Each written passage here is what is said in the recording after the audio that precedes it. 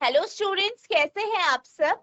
आशा करती हूँ आप अच्छे होंगे और अच्छे से अपनी पढ़ाई कर रहे होंगे। मैं मोनिका रावत आपका स्वागत करती हूँ आईसीटी वर्चुअल क्लासरूम देहरादून में। बच्चों, आज हम क्लास 10th का जो आपका सब्जेक्ट है साइंस, उसका 2023 का जो आपका सैंपल पेपर है उसे हम कंटिन्यू करेंगे। तो बच्चों, पिछले लेक्चर में हमने इस क्वेश्चन पेपर को स्टार्ट किया था। आई होप आपको जो पिछले लेक्चर में हमने क्वेश्चंस डिस्कस किए थे वो आपको अच्छे से समझ में आए होंगे। आज हम इसके आगे के प्रश्नों को डिस्कस करें। तो बच्चों, आज का आपका पहला प्रश्न है, गोले दर्पण के ध्रुव तथा मुख्य फोकस के बीच की दूरी कहलाती है। The distance between pole and the principal focus of spherical mirror is called. यानी क्या कहा गया है कि आपके पास एक गोले दर्पण है और उस गोलीय दर्पण का जो पोल होता है, जो ध्रुव होता है, और प्रिंसिपल फोकस यानी मुख्य फोकस होता है, इनके बीच की दूरी क्या कहलाती है।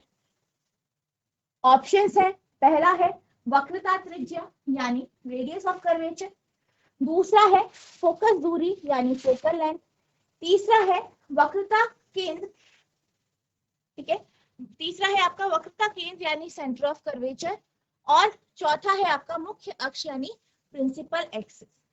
आपसे कहा गया है कि जो गोलीय दर्पण का ध्रुव होता है और मुख्य फोकस होता है, उनके बीच की दूरी क्या कहलाती है। ठीक है, जीआईसी बरेट, कोई एक बच्चा माइक ले लीजिए। Good morning ma'am. Good morning बेटा, आपका नाम क्या है। मैम सारांश। सारांश बेटा, आप ये बताइए कि ध्रुव और मुख्य फोकस के बीच की दूरी क्या कहलाती है। Ma'am focal length. Very good. अगर मैं आपसे ये कहूं सेंटर ऑफ कर्वेचर क्या होता है, यानी वक्रता केंद्र क्या होता है, क्या बता सकते हैं। मैम फोकल लेंथ का डबल। अच्छा ठीक है, आप बैठ जाइए। वेरी गुड बेटा, ठीक है, आपने सही आंसर दिया है। बाकी कोई बच्चा बता सकता है कि सेंटर ऑफ कर्वेचर यानी वक्रता केंद्र क्या होता है। जीजीआईसी बरकोट, जीजीआईसी बरकोट, कोई एक बच्चा माइक ले लीजिए। हेलो, किसी good morning ma'am. Good morning बेटा, आपका नाम क्या है। राखी मैम। राखी बेटा, आप ये बताइए कि वक्रता केंद्र क्या होता है। सेंटर ऑफ गोले कर्वेचर। दर्पण का परावर्तक पृष्ठ एक गोले का भाग है। इस भाग का केंद्र वक्रता केंद्र कहलाता है। ठीक है, तो इसका अर्थ क्या हुआ, आपने लाइन पढ़ी, इसका मतलब क्या हुआ, क्या बता सकते हैं। अच्छा, आप ये बताइए कि वक्रता त्रिज्या क्या होती है, रेडियस ऑफ कर्वेचर। ठीक है बेटा, आप बैठ जाइए। राखी बेटा, आप बैठ जाइए, ठीक है। अगर हम बात करें सेंटर ऑफ कर्वेचर की यानी वक्रता केंद्र की, किसकी बात कर रहे हैं, वक्रता केंद्र की, तो यहाँ पे जो है हमारा जो दर्पण है वो क्या है, एक गोलीय दर्पण है। और आपने ये पढ़ा है कि जो गोलीय दर्पण होता है वो एक बड़े गोले का या दर्पण से बने गोले का भाग हो, यानी आपके पास एक बड़ा सा गोला है, एक बड़ा सा स्फीयर है जो कि दर्पण का बना है, उसका एक छोटा सा भाग ही आपका गोलीय दर्पण है। अब ये जो बड़ा सा स्फीयर है, ये बड़ा सा गोला है जिसका ये गोलीय दर्पण भाग है, उस गोले का जो केंद्र होता है उसी को हम सेंटर ऑफ कर्वेचर यानी वक्रता केंद्र कहते हैं। ठीक है, तो वक्रता केंद्र क्या होता है, वक्रता केंद्र जो है उस बड़े गोले का केंद्र होता है जिसका आपका गोलीय दर्पण भाग। अब अगर हम बात करें वक्रता त्रिज्या की, तो वक्रता त्रिज्या क्या होती है, आपका जो सेंटर ऑफ कर्वेचर या वक्रता केंद्र जो होता है उससे पोल की यानी ध्रुव की जो दूरी होती है वही आपकी वक्रता त्रिज्या या रेडियस ऑफ कर्वेचर कहलाती है। नेक्स्ट है आपका मुख्य अक्ष। मुख्य अक्ष क्या होता है, प्रिंसिपल एक्सिस क्या होता है। जीआईसी कोटद्वार, कोई एक बच्चा माइक ले लीजिए। आपको ये सारे टर्म्स पता होने चाहिए, आपके एग्जाम में ये आते हैं। ठीक है, इस तरीके से आपका बहुविकल्पीय प्रश्न में ऐसा प्रश्न बन सकता है। ठीक है, कोई एक बच्चा माइक ले लीजिए, आपको बताना है कि मुख्य अक्ष क्या होता है, प्रिंसिपल एक्सिस क्या होती है। प्रिंसिपल एक्सिस क्या है। Hello ma'am, good morning. Good morning बेटा, आपका नाम क्या है। मैम शालिक। ठीक है, शालिक बेटा, आप बताइए कि मुख्य अक्ष क्या होता है। मैम मुख्य अक्ष मैम ध्रुव से गुजरने वाली मैम एक काल्पनिक रेखा होती है मैम। Very good. क्या वो सिर्फ ध्रुव से ही गुजरती है या किसी और बिंदु से भी गुजरती है? मैम वक्रता से, मैम कैसे था वो?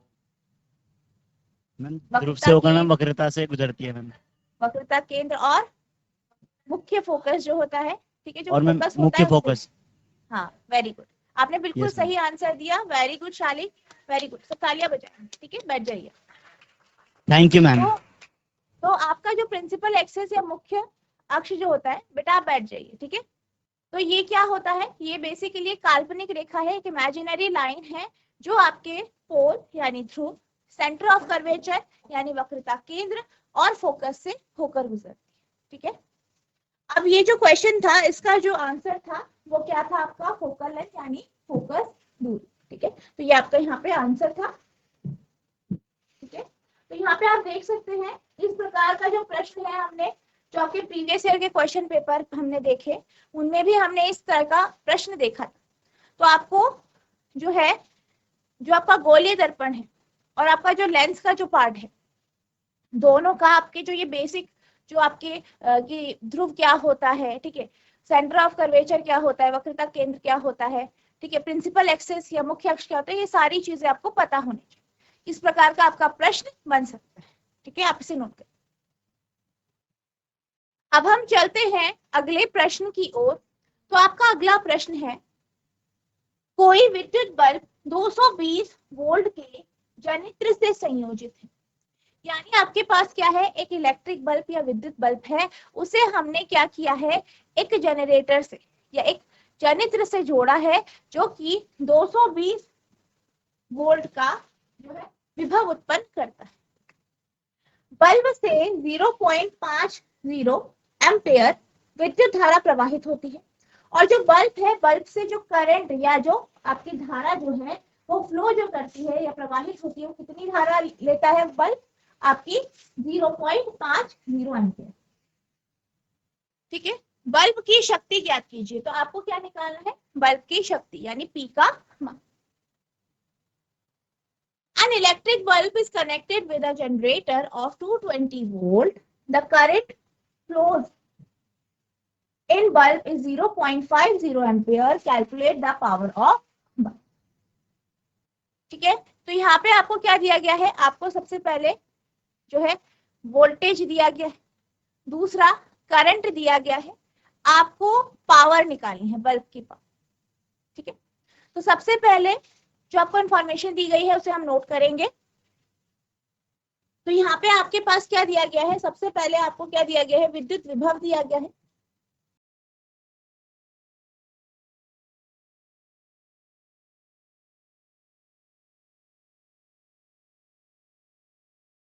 यानी आपको V का मान दिया गया है, कितना है, 220 वोल्ट। इसी तरीके से धारा का आपको मान दिया गया है, विद्युत धारा यानी I का आपको मान दिया गया है, कितना है, 0.50 एम्पीयर। क्या निकालना है, शक्ति या पावर निकालना, ठीक है, पावर निकालनी है। अब यहाँ पे पावर का जो फॉर्मूला होता है वो होता है आपका P बराबर V इंटू आई, P बराबर वी आई। सॉल्व करेंगे, V कितना है, 220 गुणा 0.50,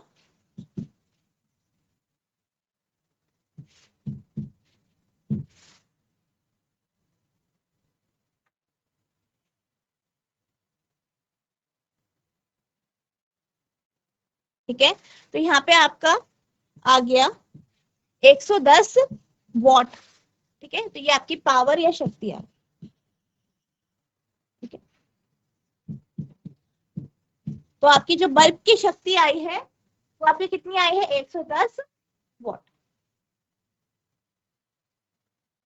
आपका भी यही आंसर आया है जीआईसी कोड द्वारा, ठीक है, जीआईसी बल्ब कोड आपका भी यही आंसर आया है, ठीक है, ओके। अब हम चलते हैं अगले प्रश्न की ओर। तो आपका अगला प्रश्न है, एक उत्तल लेंस की फोकस दूरी 25 सेंटीमीटर है। क्या कहा गया है कि जो आपके पास लेंस है वो कौन सा है, उत्तल लेंस है यानी कॉन्वेक्स लेंस है, और इसकी जो फोकस दूरी है या फोकल लेंथ है वो कितनी दी गई है, 25 सेंटीमीटर। इस लेंस की क्षमता ज्ञात कीजिए, यानी आपको इस लेंस की पावर निकाली, ठीक है, पावर ऑफ दिस, ठीक है। तो सबसे पहले क्या दिया गया है आपको, फोकल लेंथ, यानी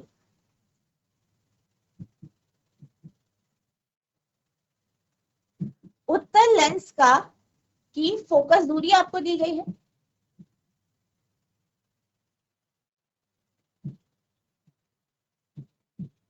एफ का मान दिया गया है, कितना है, 25 सेंटीमीटर, ठीक है। लेंस कौन सा है आपका, उत्तल लेंस। उत्तल लेंस यानी कॉन्वेक्स लेंस, यानी ये वाला लेंस। और अगर हम बात करें इस लेंस की, तो इसका एफ का मान कैसा होता है, पॉजिटिव होता है या नेगेटिव होता है। जीजीआईसी बरकोड, यहाँ पे जो हमारे पास एफ है या फोकस दूरी है वो पॉजिटिव में आएगी या नेगेटिव में आएगी।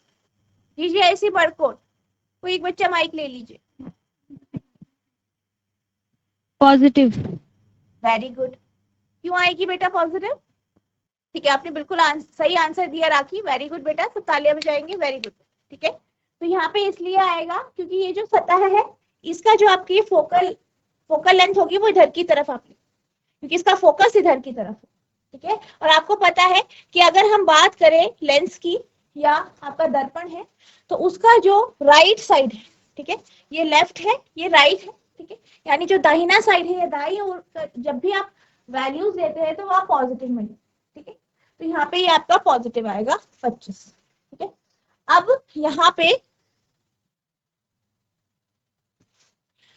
हमें जो फॉर्मूला पता है पावर का फॉर्मूला क्या होता है, P बराबर 1/f, और फोकल लेंथ किसमें होनी चाहिए थी, मीटर में। यहाँ पे सेंटीमीटर में है, पहले इसे आप मीटर में परिवर्तित करेंगे, ठीक है। तो यहाँ पे आप डिवाइड कर देंगे 100 से, तो 0.25 मीटर, ठीक है, तो ये आ जाएगा। अब यहाँ पे आप इसे सॉल्व करेंगे तो 1/0.25, पॉइंट हटेगा ऊपर, यहाँ पे 0 बढ़ जाएंगे,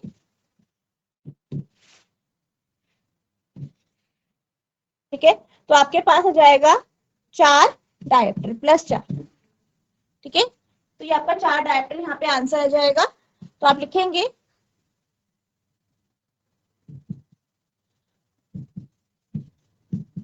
उत्तल लेंस की क्षमता +4 डायोप्टर, ठीक है। तो यहाँ पे ये आपका आंसर है। तो आपका आंसर यही आया है क्या, जीआईसी कोटद्वार, ठीक है, जीजीआईसी बरकोट, क्या आपका आंसर यही आया है, ठीक है बेटा, आप नोट करें। अब हम चलते हैं अगले प्रश्न की ओर। तो आपका अगला प्रश्न है, एक अवतल दर्पण द्वारा उत्पन्न आवर्धन +2 है। क्या कहा गया है कि कॉन्केव मिरर है, ठीक है, एक अवतल दर्पण है, उसका मैग्निफिकेशन या आवर्धन आपको दिया गया है, उसका मान कितना है, +2, ठीक है। इस कथन का क्या अभिप्राय है, यानी आपको ये बताना है कि इसका मतलब क्या है, इससे आप क्या समझते हैं। The magnification produced by a concave mirror is +2. What is the meaning of the statement? ठीक है, तो ये आपका यहाँ पे प्रश्न, मैग्निफिकेशन यानी आवर्धन आपको +2 दिया। अब यहाँ पर आप देख सकते हैं कि m का मान क्या है, +2 है। +2 का अर्थ क्या है, +2 का अर्थ ये है कि जो आपका मैग्निफिकेशन होगा, ठीक है, जो आपका आवर्धन होगा, या अगर हम वस्तु के प्रतिबिंब की बात करें तो आपका जो वस्तु का प्रतिबिंब होगा वो बड़ा हो, ठीक है। और प्लस साइन क्या शो करता है, प्लस साइन ये शो करता है कि आपका जो प्रतिबिंब होगा वो सीधा हो। इस बारे में हमने पहले भी बात की थी जब हम न्यूमेरिकल्स डिस्कस कर रहे थे। हमने क्या कहा था कि अगर हम बात करें, ठीक है, साइन कन्वेंशन की, जब साइन कन्वेंशन की बात करते हैं, चाहे आपका लेंस है चाहे आपका मिरर है, इस केस में हमने साइन कन्वेंशन की बात की थी। और हमने क्या कहा था कि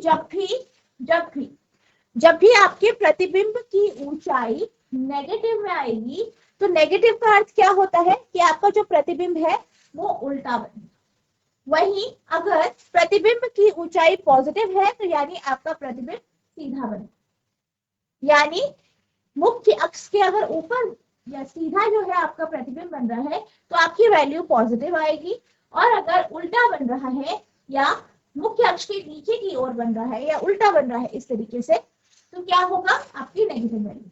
ठीक है, अब हम बात करते हैं इसके आंसर की। आप इसका आंसर किस तरीके से लिखेंगे? A positive magnification of +2 means that the image formed by the mirror is twice the size of the object. यहाँ पर अगर हम मैग्निफिकेशन की बात करें, आवर्धन की बात करें, तो कितना है? +2 है, यानी जो आपका प्रतिबिंब यहाँ पे बन रहा है उसका आकार वास्तविक बिंब या वस्तु से 2 गुना है, यानी उससे डबल है। साइज कैसा है? डबल या 2 गुना। ठीक है, so things will be smaller than image, इसलिए जो आपका बिंब होगा या वस्तु होगी वो प्रतिबिंब से छोटी होगी। This occurs when the object is placed farther away than the mirror focal point. अब ऐसा कब होता है? ऐसा तब होता है जब हम क्या करते हैं, वस्तु को मिरर के फोकस पॉइंट से दूर रखते। +2 या +2 के धनात्मक आवर्धन का अर्थ है कि दर्पण द्वारा बनाई गई छवि या प्रतिबिंब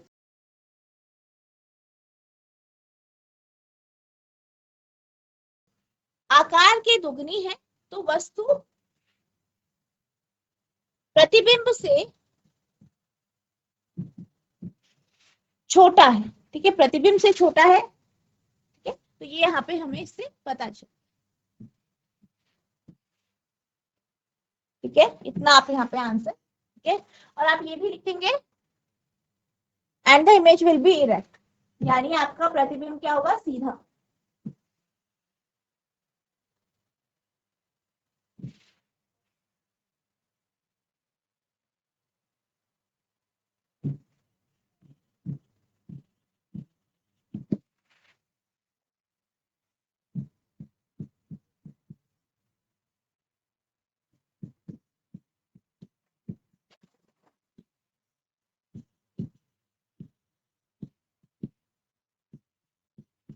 ठीक है, तो ये आपका यहाँ पे आंसर। अब हम चलते हैं अगले प्रश्न की ओर। आपका अगला प्रश्न है 600 वॉट अनुमत का कोई रेफ्रिजरेटर 8 घंटे प्रतिदिन चलाया जाता है, यानी एक फ्रिज है, एक रेफ्रिजरेटर है, इसकी जो है आपको पावर दी गई है, इसकी जो है शक्ति दी गई है, कितनी है? 600 वॉट, और इसको हर दिन 8 घंटे चलाया जाता है। ठीक है, 20 दिन तक चलाने के लिए ऊर्जा का मूल्य क्या होगा? यानी आपको ये बताना है कि अगर हम इस फ्रिज को 20 दिनों तक चलाएं और 8 घंटे प्रतिदिन चलाएं तो हमारा कितना मूल्य आएगा, यानी ऊर्जा जो खपत होगी उसका मूल्य कितना होगा? यहाँ पे जो आपको दर दी गई है वो प्रति किलोवाट घंटे में आपको दी गई है, किलोवाट आवर में दी गई है, कितना है? 3 रुपए। ठीक है, 3 रुपए। A refrigerator of 600 watt power is run for 8 hours per day. What will be the cost of energy to operate it for 20 days? Rate 3 per kilowatt hour. ठीक है, तो यहाँ पे आपको यहाँ पे ये क्वेश्चन पूछा गया। सबसे पहले यहाँ पे जो इंफॉर्मेशन दी गई है उसे नोट करेंगे। सबसे पहले आप क्या लिखेंगे? पावर। ठीक है, तो आपका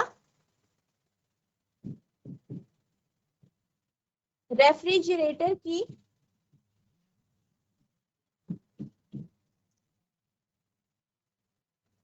जो है शक्ति या पावर आपको दी गई है, कितना है? P कितना है?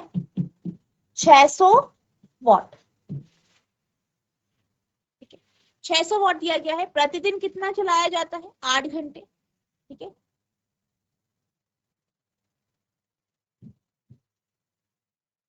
समय या टाइम जो आपको दिया गया है, कितना दिया गया है? 8 आवर्स पर डे, यानी 8 घंटा प्रतिदिन। ठीक है, नेक्स्ट है इसको कितने दिन चलाया जाता है? नंबर ऑफ डेज, दिनों की संख्या।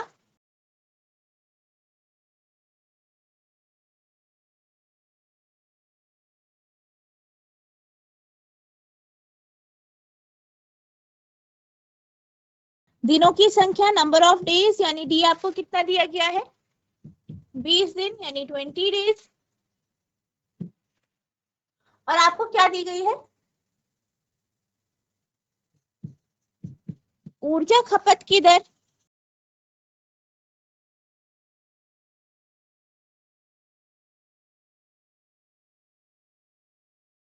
कितना है, 3 रुपए प्रति किलोवाट आवर। ठीक है, ये दिया, सारी इंफॉर्मेशन लिख देंगे आप। अब यहाँ पे आप देख सकते हैं, यहाँ पे आपको पावर दिया गया है, शक्ति दी गई है, समय दिया गया है। ठीक है, आपको और क्या क्या दिया गया, दिन दिया गया है, दर दी गई है, और आपको निकालना है कि मूल्य क्या है। ठीक है, ऊर्जा का मूल्य, यानी हमें यहाँ पे सबसे पहले क्या निकालनी है, एनर्जी यानी ऊर्जा। तो क्या कोई बता सकता है यहाँ पे किस फॉर्मूले से हम एनर्जी निकालेंगे। जीएचएस धौलपुर, तो एक बच्चा माइक ले लीजिए। जीएचएस धौलपुर, जीएचएस धौलपुर, तो एक बच्चा माइक ले लीजिए। यहाँ पे आपको बताना है, आपके पास P है, T है, E का मान आप कैसे निकालेंगे, किस फॉर्मूले से निकालेंगे। बेटा आप अपना माइक चेक कीजिए, आपका माइक ऑन नहीं है। बेटा आपके माइक के साइड में बटन होगा, उसे पूरा ऑन कीजिए। बेटा आपकी आवाज नहीं आ रही है। आपकी क्लास में कोई दूसरा माइक है, नहीं है, अब आ रही है आवाज। सर मैम P बराबर 1/F। बेटा नंदिता। ठीक है, नंदिता बेटा आपने क्या बोला, P बराबर 1/F। यहाँ पे F क्या है बेटा। Yes sir ma'am, F focus. हाँ जी बेटा, नहीं पता। ये जो आपका फॉर्मूला है ना, ये लेंस में लगता है। ठीक है, लेंस की जब आप क्षमता निकालते हैं, उसको भी हम इंग्लिश में पावर कहते हैं। ठीक है, लेंस की जब हम क्षमता निकालते हैं, उसमें ये फॉर्मूला लगता है। और यहाँ पे F जो है वो आपकी फोकल लेंथ है। ठीक है, फोकल लंबाई। यहाँ पर क्या कहा गया है, यहाँ पे आपके पास एक फ्रिज है, रेफ्रिजरेटर। ठीक है, रेफ्रिजरेटर क्या करता है, कैसे चलता है रेफ्रिजरेटर, फ्रिज कैसे चलता है। आपने फ्रिज देखा होगा, आपके घर में फ्रिज होगा, क्या आपने देखा है कि रेफ्रिजरेटर कैसे चलता है। हाँ जी बेटा, आपने फ्रिज देखा है, हाँ Yes, और ma'am. नहीं, देखा है आपने फ्रिज, यस देखा है मैम, ना? घर में। हाँ हाँ, तो ये जो टॉपिक है वो किसका है, आपका इलेक्ट्रिसिटी, विद्युत धारा का टॉपिक है। ठीक है, उसका क्वेश्चन है ये। ठीक है, और ये आपका जो था, ये आपका लाइट, जो आपका प्रकाश वाला चैप्टर है ना, जिसमें आप लेंस के बारे में पढ़ते हैं, दर्पण के बारे में पढ़ते हैं, तो वहां पे ये लेंस की क्षमता निकालने के लिए इस फॉर्मूले का यूज किया जाता है। यहाँ पे ये जो है विद्युत धारा का जो है क्वेश्चन है, यहाँ पे आपके पास रेफ्रिजरेटर है, उसकी आपको पावर, उसकी शक्ति दी गई है। ये शक्ति है, ये क्षमता है। ठीक है, ये P जो है ये क्षमता है और ये लेंस की है। ठीक है बेटा, आपको इसमें कंफ्यूजन थी। ठीक है, तो यहाँ पे आपको दिया गया है पावर। ठीक है, यानी शक्ति दी गई है किसकी, फ्रिज की, रेफ्रिजरेटर। ये बताया गया है कि हर दिन ये 8 घंटे चलता है। ठीक है, और क्या कहा गया कि अगर ये 20 दिन तक चलेगा तो इसके द्वारा जो ऊर्जा ली जाएगी, ऊर्जा की जो खपत होगी, उसके कितने आपको मूल्य पड़ेगा, या कितना आपको कॉस्ट पड़ेगा। ठीक है, तो यहाँ पे ये इलेक्ट्रिसिटी का टॉपिक है। और यहाँ पे आपको P दिया गया है, पावर यानी यहाँ पे शक्ति है, T दिया गया है, समय, और आपको निकालना है एनर्जी या ऊर्जा या E। तो आप किस फॉर्मूले से निकालेंगे। कोई और बच्चा आंसर देना चाहता है, बेटा आप बैठ जाइए। GGIC बड़कोट, हाँ जी बेटा, P equals to V into I ma'am. ठीक है, very good. P equals to V into I तो है फॉर्मूला बेटा, पर यहाँ पे आपके पास ना P और T दिया गया है और आपको E निकालना। अच्छा, आप पावर के बारे में क्या बता सकते हैं, अगर हम किसी भी जो है आपकी जो इलेक्ट्रिकल कंपोनेंट है उसकी शक्ति की बात करते हैं, ठीक है, तो उसको आप किस तरीके से डिफाइन करते हैं, उसकी परिभाषा क्या होती है। वो भी है फॉर्मूला, पर यहाँ पे वो फॉर्मूला नहीं लगेगा, क्योंकि यहाँ पे ना आपको V दिया गया है ना I दिया गया है। ठीक है, यहाँ पे आपके पास क्या है, P है, T है, आपको सबसे पहले E निकालना है। मैं ये बोल, E यानी एनर्जी यानी ऊर्जा। Ma'am P equals to E upon T होगा ma'am. Very good, very good, okay, very good बेटा। आपका नाम क्या है। पूजा मैम। वेरी गुड पूजा बेटा, तो पूजा के लिए तालियां बजाएंगी। वेरी गुड बेटा, ठीक है, बैठ जाइए। ठीक है, तो यहाँ पे जो आपका फॉर्मूला लगेगा वो है आपका P बराबर E अपॉन T। ठीक है, ये आपका फॉर्मूला है। क्या निकालनी है आपको? E यानी एनर्जी। एनर्जी बराबर हो जाएगी, ऊर्जा बराबर हो जाएगा P गुणा T। P क्या है? आपकी पावर है। ठीक है, यहाँ पे शक्ति है और T क्या है? आपका समय, टाइम। P कितना दिया गया है? P है आपका 600 वॉट। और अगर हम T की बात करें तो T क्या है? आपका 8 घंटे प्रतिदिन, यानी 1 घंटे में कितनी ऊर्जा की खपत होती है वो आप यहाँ पे निकाल। ठीक है,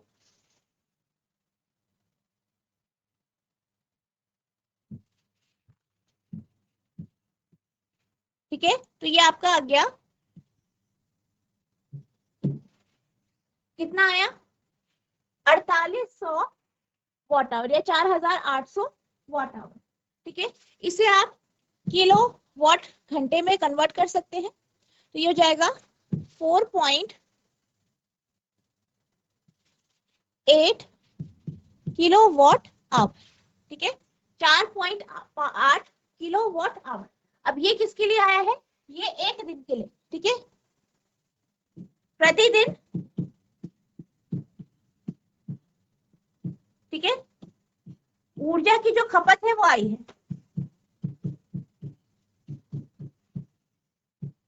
ठीक है, प्रतिदिन आई है। अब यहाँ पे आपको 20 दिन तक चलाया गया है आपका रेफ्रिजरेटर, तो आप क्या करेंगे? 20 से गुणा कर देंगे, तो 20 दिन के लिए आपकी ऊर्जा आ जाएगी। ठीक है, 20 दिनों में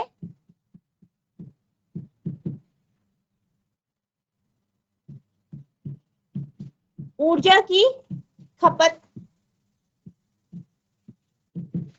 ठीक है, इसको मल्टीप्लाई कर देंगे, जो ई का मान आया है इसे 4.8 को मल्टीप्लाई कर देंगे 20 से। ठीक है, तो ये आपके 20 दिनों की ऊर्जा की खपत आ जाएगी। अब आपको मूल्य निकालना है। ठीक है, मूल्य जो आपको निकालना है वो आपको दिया गया है 3 रुपए प्रति किलोवाट घंटा। ठीक है, तो यहाँ पे आप पहले इसे निकाल देंगे।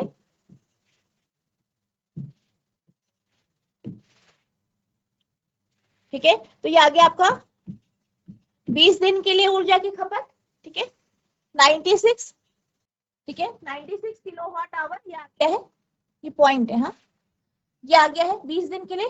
अब अगर हम बात करें कॉस्ट की, यानी मूल्य की, तो टोटल मूल्य क्या होगा आपका? जितनी खपत हो रही है 20 दिन में, कितनी हो रही है? 96। इसे मल्टीप्लाई कर देंगे 3 से।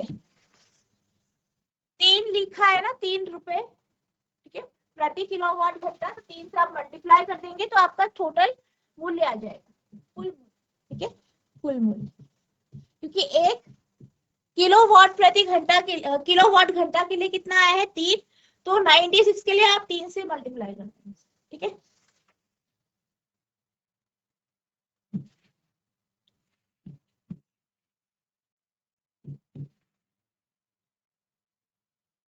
ठीक है, तो ये आ गया आपका 200 288। ठीक है,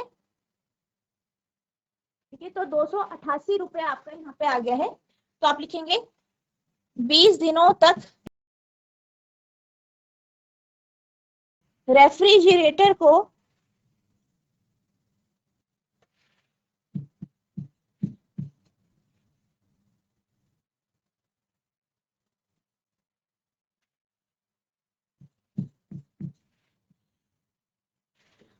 चलाने में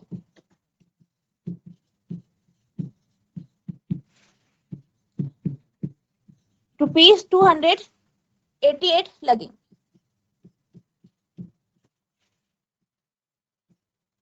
ठीक है, ये आपका आंसर है।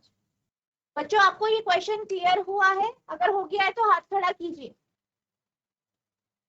ठीक है, जैसे धौलपुर, क्या आपको ये क्वेश्चन क्लियर हो गया है? आपको समझ में आ गए हैं?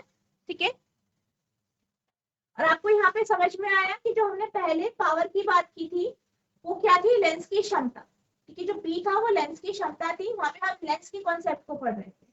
यहाँ पे आपकी जो है विद्युत धारा का कॉन्सेप्ट हम पढ़ रहे हैं। यहाँ पे रेफ्रिजरेटर की बात हो रही थी। इसी तरीके से जैसे हमने अभी कुछ टाइम पहले हमने जो एक प्रश्न देखा था, अभी जो आपका एक प्रश्न था जिसमें हम विद्युत बल्ब की बात कर, तो वहां पे भी हमने पी की बात की थी। तो ये किसके कॉन्सेप्ट थे? आपके विद्युत धारा। ठीक है, तो आपको जब भी आप क्वेश्चन पढ़ते हैं उसे ध्यानपूर्वक पढ़ना है, हर एक चीज देखनी है क्या पूछा गया है, किस तरीके से पूछा गया, ठीक है, और आपका बिल्कुल सही जो आपके फॉर्मूले हैं उनका आपको उपयोग करना, ठीक है। तो बच्चों आज हमने जो है आपके जो ये आपका प्रतिदर्श प्रश्न पत्र है 2023 का, इसके कुछ क्वेश्चंस को डिस्कस किया। आई होप आपको ये क्वेश्चन समझ में आए होंगे, आपने इसे नोट किया होगा, और सारे के सारे जितने भी हमने आज क्वेश्चन किए हैं सारे बिल्कुल अच्छे से क्लियर हुए होंगे, ठीक है। अगर आपको फिर भी कोई डाउट होगा तो आप नेक्स्ट लेक्चर में पूछ सकते हैं। सारे क्वेश्चंस आपको अच्छे से रिवाइज करने हैं, प्रैक्टिस करने हैं, और जितने भी आपके डाउट्स होते हैं, चाहे इस क्वेश्चन से रिलेटेड हो, चाहे आपके पूरे फिजिक्स पार्ट से, ठीक है, जो आपके साइंस का जो भौतिकी का जो पार्ट है उसका अगर आपको कोई भी क्वेरी होती है, कोई भी आपके मन में प्रश्न उठता है, तो आप नेक्स्ट लेक्चर में पूछ सकते हैं। तो बच्चों आज के लिए बस इतना ही, मिलते हैं अब नेक्स्ट सेशन में, तब तक के लिए thank you and have a nice day.